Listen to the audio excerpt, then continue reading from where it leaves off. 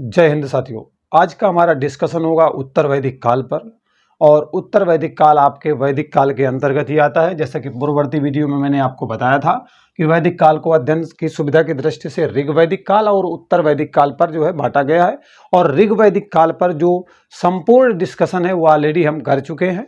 अब आज बारी उत्तर वैदिक काल की है। बेटा उत्तर वैदिक काल का जो टाइम पीरियड है ना वो आपके 1000 से लेकर के 600 या 500 ईसा पूर्व के आसपास देखने को मिलता है। ठीक है, कोई मिलाकर के मान के चलो 600 मान सकते हो, 500 मतलब इन्हीं के बीच में मिलता है। टाइम पीरियड लगभग ये है आपका। ठीक है, उत्तर वैदिक काल का। ओके, ये वो समय होता है जब आपके यजुर्वेद जानते हो, सामवेद हो गया, अथर्ववेद हो गया, वेद के अंतर्गत आते हैं, 4 वेदों में से आते हैं। ठीक है, उपनिषद हो गया, आरण्यक हो गया, ब्राह्मण ग्रंथ हो गया, इन सब की रचना जो है बेटा आपके उत्तर वैदिक काल में होती है। तो दिमाग में बिठा लेना, क्योंकि प्रश्न पूछा जा सकता है कि निम्न में से किसकी रचना उत्तर वैदिक काल में हुई। तो मैंने आपको बताया, चाहे यजुर्वेद हो, सामवेद हो, अथर्ववेद हो, ओके, अथर्ववेद हो, उपनिषद हो, आरण्यक, ब्राह्मण ग्रंथ, इन सब की रचना आपको उत्तर वैदिक काल में मिलेगी। और इस काल में और भी चीजें जैसे कि चित्रित धूसर मृदभांड भी देखने को मिलेंगे। मतलब चित्रित धूसर मृदभांड वो भी आपको तरह तरह के जो है उत्तर वैदिक काल में देखने को मिलेंगे। विशेष करके 4 प्रकार के मिलेंगे। आगे हम उस पर जो है डिस्कशन करेंगे। साथ ही साथ बेटा उत्तर वैदिक काल में ना लोहे के हथियारों का प्रयोग शुरू हो जाता है। मतलब इस समय जो है लोहे के हथियार बनना ठीक ठाक तरीके से शुरू हो जाते हैं, शुरुआत हो चुकी होती है। ठीक है, आर्य सभ्यता का दिन प्रतिदिन विस्तार होता जाता है। आर्य सभ्यता विकास करती जाती है, क्षेत्र उसका बढ़ता जाता है। तो क्या होता है, विशाल राज्यों की स्थापना जो है देखने को मिलती है। और जो राजा होता है वो देवता का प्रतीक समझा जाने लगता है। मतलब राजा अपने आप को देवता मानता था या लोग जो है उसे देवता मानते थे। दोनों तरीके से आप लिंक करके देख सकते हो। ऐतरेय ब्राह्मण में अगर हम जाएं, क्योंकि राजा की बात की गई है तो हमें ऐतरेय ब्राह्मण में चलना पड़ेगा। ठीक है, ऐतरेय ब्राह्मण, ऐतरेय ब्राह्मण में जो राजा का है ना, राजा का दैवी उत्पत्ति सिद्धांत दिया गया है। क्या दिया गया? राजा का दैवी उत्पत्ति का सिद्धांत दिया गया है। ठीक है, उत्पत्ति सिद्धांत दिया गया है। और ये आपको जो है देखने को मिलेगा किसमें? तो ये बेटा ऐतरेय ब्राह्मण में मिलेगा। मतलब राजा को जो है देवताओं का एक तरीके से रूप माना जाता था। ठीक है, ये बातें भी क्लियर हो गई। उत्तर वैदिक काल में सर्वप्रथम करों को, जो टैक्स थे ना, उनकी नियमित व्यवस्था का उल्लेख देखने को मिलता है। मतलब टैक्स की जो कर होता है उसकी नियमित व्यवस्था का उल्लेख उत्तर वैदिक काल में देखने को मिलता है। और ये जो आय, जो भी आमदनी किसी व्यक्ति की होती थी तो उसका जो है 16वां भाग हुआ करता था। ये टैक्स जो है आय का कितना होता था? तो आय का 16वां भाग होता था। ठीक है, 16वां भाग। तो आप कह सकते हो जितनी आय थी उसका 1/16 जो है हुआ करता था। आप समझ सकते हैं। ठीक है, ओके। अब कैसे वसूला जाता था? क्या सिक्के विक्के चलते थे? तो अनाज वगैरह थे या पशु वगैरह थे। ठीक है, मतलब किसी के पास अन्न था तो अन्न से, या फिर किसी के पास पशु थे तो इसके रूप में जो है क्या करते थे, वो टैक्स को अदा करने का काम करते थे, जो उस समय राजा होता था। क्योंकि देखो, राज्य को अगर चलाना है तो कहीं ना कहीं भाई टैक्स को इकट्ठा करना पड़ेगा ना, तब तो संसाधन जुटाए जा सकते हैं। तो संसाधन को जुटाने के लिए टैक्स वसूला जाता था। और टैक्स कितना होता था? वो बेटा आपका 16वां या 1/16 आप मान सकते हो, जितनी उसकी संपत्ति होती थी कुल आय का। ठीक है, उत्तर वैदिक काल में सर्वप्रथम कुल का उल्लेख देखने को मिलता है। मतलब उत्तर वैदिक काल में ही अगर कुल की बात करें ना, कुल का उल्लेख देखने को मिलता है। ठीक है, और इस समय जाति आधारित वर्ण व्यवस्था का उदय हो चुका होता है। मतलब जो अभी तक ऋग्वैदिक काल में क्या था, ऋग्वैदिक काल में अगर कोई व्यक्ति ब्राह्मण वाले कार्य करता है, भले ही शूद्र क्यों ना हो, तो वो आपका जो है ब्राह्मण माना जाता था। मतलब कर्म आधारित थे। मतलब किसी व्यक्ति का जो अगर वर्ण निर्धारण है ना, कि किस वर्ण का माना जाएगा, ब्राह्मण माना जाएगा, क्षत्रिय माना जाएगा, वैश्य माना जाएगा या फिर शूद्र माना जाएगा, तो इसका निर्धारण कर्म के आधार पर होता था। ठीक है, कर्म के आधार पर होता था। लेकिन उत्तर वैदिक काल में क्या होता है, ये जाति के आधार पर होता है। ठीक है, जाति के आधार पर किसी भी बंदे का, मतलब किसी भी व्यक्ति का वर्ण निर्धारण होता था कि वो ब्राह्मण है, क्षत्रिय है, वैश्य है या फिर शूद्र है। इस काल में समाज आपका ब्राह्मण, क्षत्रिय, वैश्य, शूद्र में बढ़ चुका था। जैसे कि मैंने बार बार रिपीट भी किया, तो इससे आप समझ गए होंगे। ठीक है। अस्पृश्यता का थोड़ा बहुत उदय हो चुका था, मतलब छुआछूत वगैरह वाला, तभी तो भैया 4 वर्ण जब बांट दिए, ब्राह्मण क्षत्रिय वैश्य शूद्र, तो कहीं ना कहीं तो भेदभाव तो भाई होगा होगा। इस काल में सबसे बड़ी बात है कि गोत्र व्यवस्था प्रचलन में आती है। कौन सी आती है? गोत्र व्यवस्था जो है प्रचलन में देखने को मिलती है आपके उत्तर वैदिक काल में। इसमें एक्चुअली होता क्या था? इसमें होता था कि अगर एक ही गोत्र से संबंध रखने वाले पुरुष हैं, महिलाएं हैं, तो उनकी शादी नहीं करवाई जा सकती। अब उनकी अपनी मान्यता थी कि हो सकता है कि आगे आने वाली संतानों में कोई समस्या हो, या जो भी रही होगी, उनका अपना साइंटिफिक रीजन रहा होगा। तो गोत्र व्यवस्था थी कि इसके अंतर्गत आने वाले जो भी लोग थे वो आपस में शादी नहीं करवा सकते थे। मतलब कहने का ये, ऋग वैदिक काल की तुलना में अगर आप उत्तर वैदिक काल की बात करो तो स्त्रियों की दशाएं जो है थोड़ी थोड़ी गिर चुकी थी। तो अब थोड़ा सा भर गया है बोर्ड, तो इसे थोड़ा सा फिनिश कर लें, फिर इसके बाद जो है हम आगे कंटिन्यू करते हैं। ठीक है। तो बेटा उत्तर वैदिक काल में क्या होता है, जो स्त्रियों की दशा थी ना, उसमें कहीं ना कहीं गिरावट आई थी। और ठीक ठाक सम्मान ऋग वैदिक काल में तो था, लेकिन उत्तर वैदिक काल में जो स्त्रियां थी ना, उनकी स्थिति में कुछ कमी देखने को मिलती है। ओके। इस काल में बाल विवाह की बात करें, पर्दा प्रथा की बात करें, सती प्रथा की बात करें, तो इसका उल्लेख देखने को नहीं मिलता है। लेकिन हाँ, बहु विवाह हो गया, विधवा विवाह हो गया आदि का प्रचलन देखने को मिलेगा। मतलब अगर बाल विवाह की बात करें, बाल विवाह हो गया, ठीक है, बाल हो गया, और इसके बाद जो है सती प्रथा हो गया। ठीक है, सती प्रथा, अच्छा पूरा लिख दूं क्या? ठीक है, तो बाल विवाह हो गया, सती प्रथा हो गया। ठीक है, बाल विवाह मतलब बाल विवाह और सती प्रथा। बहु विवाह, कौन सा था? बहु विवाह। ठीक है, ये सब आपको देखने को मिलते हैं। मतलब मिलता क्या नहीं था और मिलता क्या था, समझ लो यहां पर थोड़ा सा।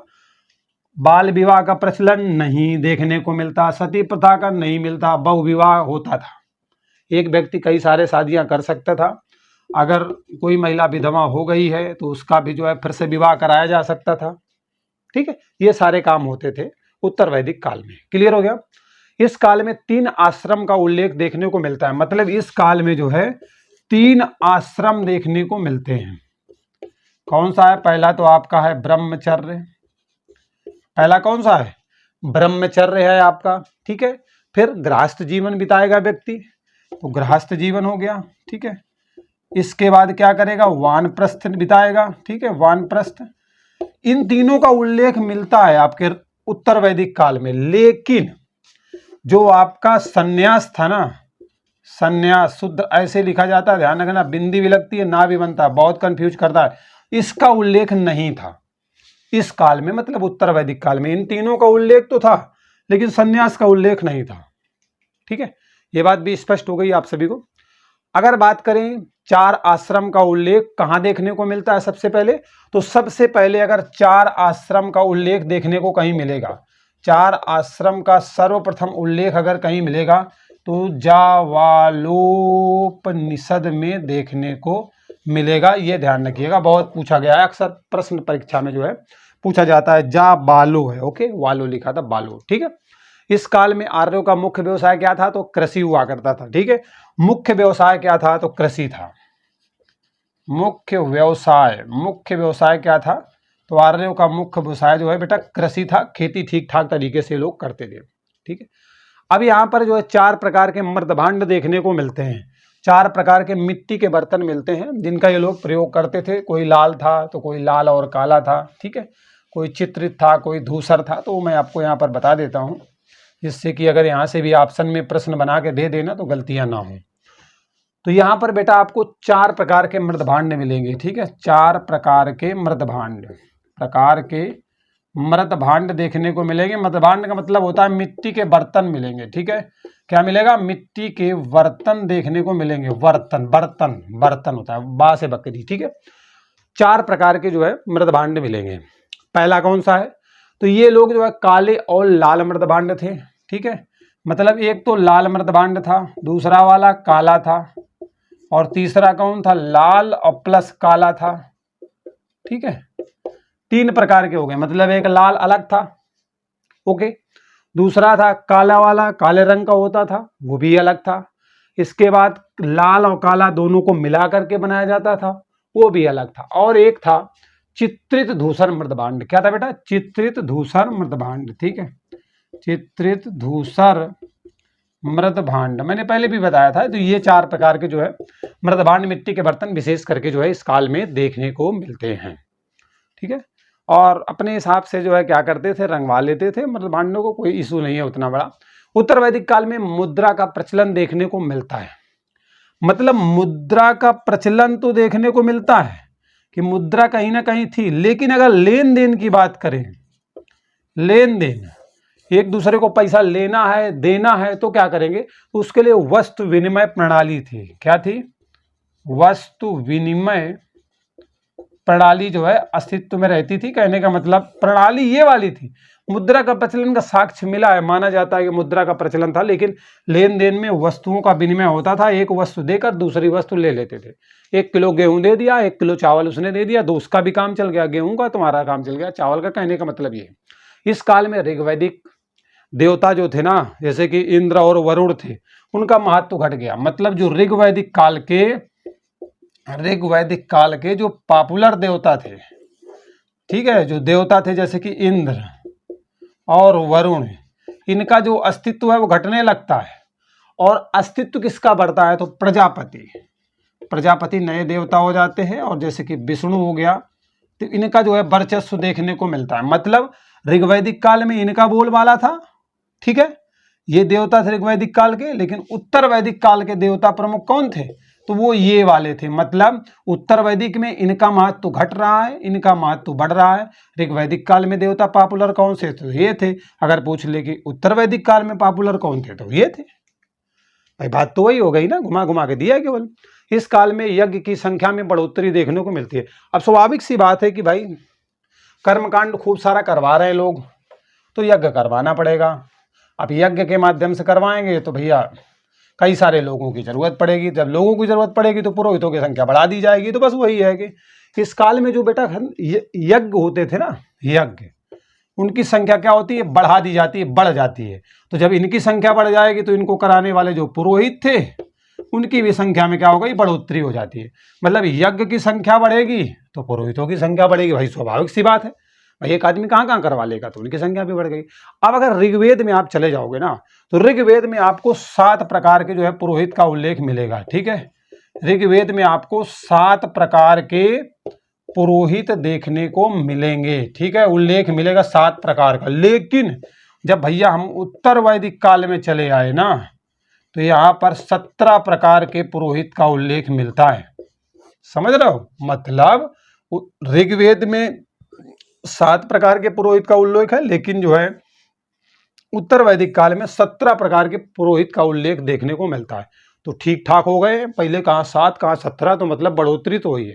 अब ऐसा करता हूँ वैदिक कालीन साहित्य के बारे में बता देता हूँ, बहुत इंपॉर्टेंट है क्योंकि समझना जरूरी है। भाई ऋग्वेद है, आपका सामवेद है, यजुर्वेद है, अथर्ववेद है, और सूत्र काल भी है, और बहुत सारी बातें हैं, जानना जरूरी है क्योंकि प्रश्न बनता है। अब मैं वैदिक कालीन साहित्य के बारे में बता देता हूँ। ठीक है, वैदिक कालीन साहित्य को यहीं पर ऐड कर लेता हूँ। ठीक है, क्योंकि आप जानते हो कि सामवेद, यजुर्वेद, सब इनकी अध्ययन यहीं पे होता है, इनकी रचना भी इसी समय में होती है, तो भैया समझना जरूरी है। तो वैदिक कालीन साहित्य में आपको कौन मिलेंगे? 4 मिलेंगे। यहीं पे बना देता हूँ ऐसे करके सारणी। ठीक है, और यहीं पे बता देता हूँ। पहला आपका हो गया ऋग्वेद। ठीक है, ऋग्वेद के बारे में जान लो। ओके, बाकी आपका क्या हो गया? सामवेद हो गया, यजुर्वेद हो गया, अथर्ववेद हो गया। ठीक है, ये इस तरीके से जो है 4 प्रकार के जो है वैदिक कालीन साहित्य देखने को मिलते हैं। सबसे पहले ऋग्वेद की बात करेंगे। इसमें बेटा आपके 10 मंडल है। कितने हैं? तो ऋग्वेद में आपके जो है 10 मंडल का उल्लेख देखने को मिलता है। इसमें से क्या है, जो दूसरा और 7वें नंबर वाला मंडल है ना, वो सर्वाधिक प्राचीन है। मतलब दूसरा वाला मंडल और इसके बाद जो है 7वां मंडल जो है सबसे प्राचीन है। ध्यान रखिएगा, सबसे प्राचीन है। कौन कौन से? दूसरे नंबर वाला और 7वें नंबर वाला। ठीक है, सबसे प्राचीन है। नए कौन कौन से हैं भाई? तो पहला और 10वां सबसे बाद का मंडल है। मतलब पहला और 10वां सबसे बाद का है, तो मतलब सबसे नया है। ठीक है, सबसे बाद का मंडल है, ये भी समझ लो भाई यहीं पर। और प्रश्न क्या बन सकता है? तो 9वें मंडल बहुत पूछा जाता है। देवता सोम का उल्लेख है। ऋग्वेद का जो 9वां मंडल है ना, यहाँ पर जो है सोम देवता का उल्लेख किया गया है। ठीक है, सोम देवता का उल्लेख है, इसलिए इसे सोम मंडल भी कहा जाता है। 9वां मंडल जो है सोम मंडल भी कहलाता है, क्योंकि यहाँ पर सोम देवता का उल्लेख किया गया है। ऋग्वेद के 10वें मंडल में जैसा कि आप जानते हो पुरुष सूक्त का उल्लेख देखने को मिलता है। तो मैं इनको मिटा दूं यार, क्योंकि स्पेस बन नहीं रहा है ना, तो थोड़ा समझने में दिक्कत हो रही होगी। तो चारों तो समझ गए, तो मैं यही बताता हूँ आगे। ठीक है, तो अब ऋग्वेद का जो 10वां मंडल है ना, इसमें जो है पुरुष सूक्त का उल्लेख मिलेगा। किसका मिलेगा? पुरुष सूक्त का उल्लेख मिलेगा। और इसके अंतर्गत 4 वर्ण की बात की गई है। 4 वर्ण कौन कौन से हैं? तो एक आपका ब्राह्मण है, दूसरा आपका क्षत्रिय है, और तीसरा आपका वैश्य है, और चौथा आपका क्या है? शूद्र है। ठीक है, ये 4 जो है वर्ण देखने को मिलते हैं ऋग्वेद के 10वें नंबर के मंडल में। ठीक है, अब ऋग्वेद के तीसरे मंडल में ना गायत्री मंत्र का उल्लेख है। तीसरा मंडल में क्या दिया गया है? गायत्री मंत्र का उल्लेख दिया गया, बहुत बार पूछा गया है। ठीक है, गायत्री मंत्र का उल्लेख ऋग्वेद के तीसरे मंडल में किया गया है, ध्यान रखिएगा। अगर ऋग्वेद के पाठकर्ता की बात करें कि इसको पाठ कराने वाला कौन व्यक्ति होता है, तो पाठकर्ता, ठीक है, ठास ठठेरा है, ठास ठठेरा। पाठकर्ता कौन है? तो इसे बेटा होता बोला जाता था, या फिर इसे जो है आप होत्री बोल सकते हैं। इस तरीके से होता या होत्री के नाम से जाना जाता था। एक प्रश्न और पूछा जाता है कि ऋग्वेद का उपवेद कौन सा है? ठीक है, ऋग्वेद का जो है उपवेद कौन सा है? इसका उपवेद बताओ। ऋग्वेद का उपवेद बताओ। तो आयुर्वेद है। क्या है? आयुर्वेद। आयुर्वेद बेटा ऋग्वेद का उपवेद है, बहुत इंपॉर्टेंट है, ध्यान रखिएगा। ठीक है, चलिए ये बातें क्लियर हो गई। अब हम चलते हैं यजुर्वेद पर। ठीक, मतलब अगले वेद पर बात कर लेते हैं। तो अगला वेद है यजुर्वेद। ठीक है, चलो यजुर्वेद। क्रम कौन सा है कोई मायने नहीं रखता यार, समझना महत्वपूर्ण होता है। ठीक है, आप समझते कैसे हैं? तो इसमें जो है लगभग 2000 मंत्रों का उल्लेख देखने को मिलता है। और ये वेद की विशिष्ट बात क्या है कि ये गद्य में भी है और पद्य में भी है, दोनों में है। ठीक है, गद्य पद्य दोनों में आपका ये वेद देखने को मिलेगा। नाम यजुर्वेद गद्य और पद्य दोनों में है। इस वेद का जो पाठ करता होता है ना, उसे अध्वर्यु कहते हैं। इस वेद का बेटा जो पाठ करता होता है उसे क्या बोला जाता है? उसे अध्वर्यु बोला जाता है, इसके पाठकर्ता को। ओके, अब इसका उपवेद कौन सा है? तो इसका जो उपवेद है बहुत महत्वपूर्ण है। तो गद्य एवं पद्य में कौन सा वेद है आपसे पूछा जाएगा, तो आपका आंसर यजुर्वेद होगा। पाठकर्ता कौन सा होता है, तो आपका आंसर अध्वर्यु होगा। और अगर उपवेद पूछा जाएगा तो धनुर्वेद होगा। क्या होगा? धनुर्वेद इसका उपवेद होगा। तो इसके बारे में आपको जानकारी मिल गई। चलो आगे बढ़ जाते हैं। अब आपका जो है अगला वेद आता है सामवेद पर। चलो बात कर लेते हैं। ठीक है, अथर्व को सबसे लास्ट में रखते हैं। सामवेद। सामवेद में क्या है भाई? सामवेद में जो है गाई जा सकने वाली ऋचाओं का संकलन है। मतलब गाई जाने वाली ऋचाएं आपको जो है यहाँ पर देखने को मिलेंगी। ठीक है, गाई जाने वाली ऋचाएं यहाँ पर आपको जो है देखने को मिल जाएंगी। इसका पाठकर्ता क्या कहलाता है? तो उद्गाता कहलाता है। क्या कहलाता है? उद्गाता भी कहलाता है, या फिर इसे जो है उद्गात्री इस तरीके से भी लिखते हैं। ठीक है, कुछ भी लिखा मिले दोनों में से ये कहलाता है। इसका उपवेद क्या है भाई? तो गंधर्व वेद है। सामवेद का उपवेद कौन सा है पूछा जाता है, तो गंधर्व वेद है। ठीक है, अच्छा गंधर्व विवाह क्या होता है उसके बारे में फटाक से आप लोग कमेंट करके मुझे बताओ। चलिए अगले वेद पर चलते हैं। नाम अथर्ववेद। ठीक है, तो ये बातें यहां पर क्लियर हो गई, मिटा देता हूं इसे मैं। ओके, अब हम बात करते हैं अथर्ववेद की। ठीक है, अथर्ववेद। ओके, चलिए अथर्ववेद में क्या बेटा? जादू टोना इसमें दिया गया है। जादू टोना है ना, जादू टोना तंत्र मंत्र की बात की गई है ना, तंत्र मंत्र वशीकरण वगैरह वगैरह की बातें जो है आपको अथर्ववेद में देखने को मिलेगा। अंग महाजनपद का नाम जानते हो ना, उसका भी उल्लेख इसी वेद में मिलता है। अंग महाजनपद। ठीक है, अंग महाजनपद का जो उल्लेख है ना, वो भी बेटा आपको सबसे पहले कहाँ देखने को मिलेगा? अथर्ववेद में देखने को मिलता है। पहली बार सभा एवं समिति को प्रजापति की 2 पुत्रियां कहा गया है, इसी वेद में कहा गया है। मतलब सभा और प्लस समिति दोनों हैं, मतलब सभा और समिति को प्रजापति की दो पुत्रियां कहा गया है। ठीक है, प्रजापति की सर्वाधिक पॉपुलर देवता थे ना उत्तर वैदिक काल में प्रजापति, तो प्रजापति की दो पुत्रियां कहा गया है। ठीक है, पुत्रियां, पुत्रियां नहीं कह सकते हो या फिर दुहिताएं भी कह सकते हो, क्योंकि बेटा पुत्री का हो, पुत्री का जो है पर्यायवाची दुहिता भी होता है। ठीक है, तो कुछ भी बोल सकता है। इसका उपवेद क्या है, बहुत पूछा जाता है, तो उपवेद शिल्प वेद है। ठीक है, इसका जो उपवेद है ना वो आपका बेटा शिल्प वेद है। ठीक है, शिल्प वेद है। तो इतनी सारी बातें आपको बिल्कुल क्लियर हो गई, कोई डाउट बिल्कुल भी नहीं होगा यहां तक का। ठीक है, चलिए अब और भी कुछ महत्वपूर्ण फैक्ट है उस पर बात कर लेते हैं। अच्छा, ऐसा करते हैं सूत्र काल को भी देख लेते हैं इसी टाइम पीरियड में, क्योंकि ये जो आपका वैदिक साहित्य था ना, इसको संरक्षित रखने के लिए सूत्र काल की रचना की जाती है। ठीक है, सूत्र साहित्य की रचना की जाती है, तो उसे भी हम देख लेते हैं। ठीक है, तो अब सूत्र साहित्य की बात कर ले। सूत्र काल का हो क्योंकि सूत्रों की रचना की जाती है, या आप जो है सूत्र साहित्य भी कह सकते हो। ठीक है, चलिए जो भी चाहो, एज यू विश।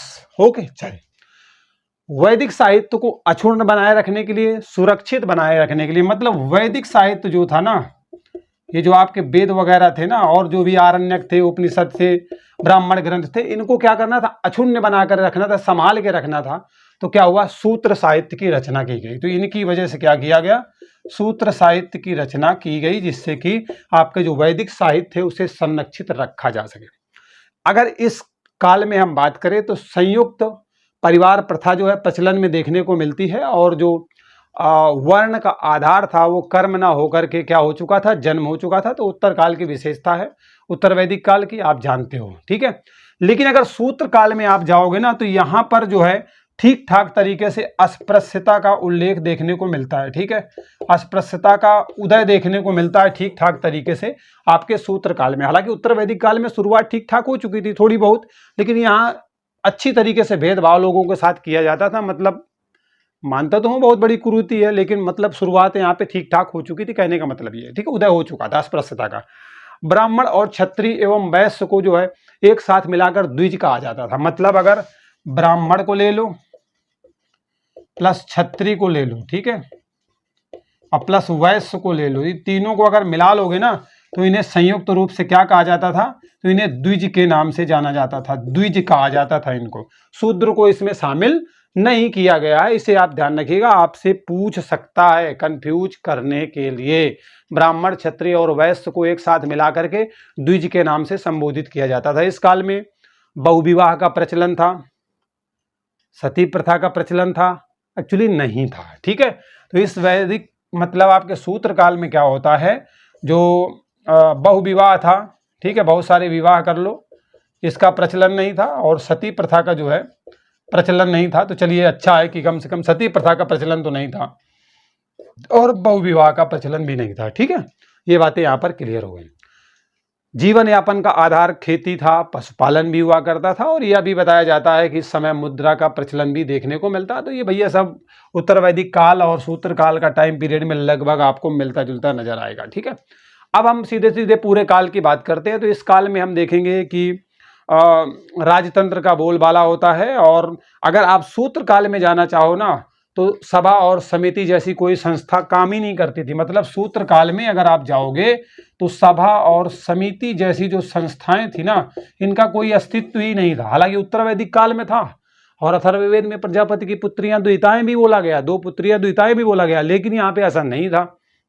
अब इस काल के कुछ और महत्वपूर्ण फैक्ट हैं जो आपको जान लेना जरूरी है, जो आपके वन लाइनर के अंतर्गत आपसे पूछे जाते हैं मोस्टली परीक्षा में। अभी खुद ही देखिएगा आप प्रश्नों को, और उससे समझ जाएंगे कि हाँ ये वाला मुझे उस परीक्षा में मिला था, ये वाला मुझे जो है उस परीक्षा में मिला था। मतलब अन्य तथ्य की बात करेंगे। ठीक है, चलिए अन्य तथ्य की बात करेंगे। ओके, तो बेटा वैश्य शब्द का सर्वप्रथम उल्लेख कहाँ पे मिलेगा, तो ये आपको मिलेगा वाजसनेयी संहिता में। वैश्य इस शब्द का जो सबसे पहले उल्लेख है ना, वो आपको मिलेगा वाजसनेयी संहिता में देखने को मिलेगा। बहुत बार पूछा गया है, अगर ये चूक जाए तो कोई बात नहीं, तीन आश्रम का उल्लेख सबसे पहले कहाँ पे मिला था? ठीक है, तीन आश्रम का उल्लेख सबसे पहले कहाँ मिला था?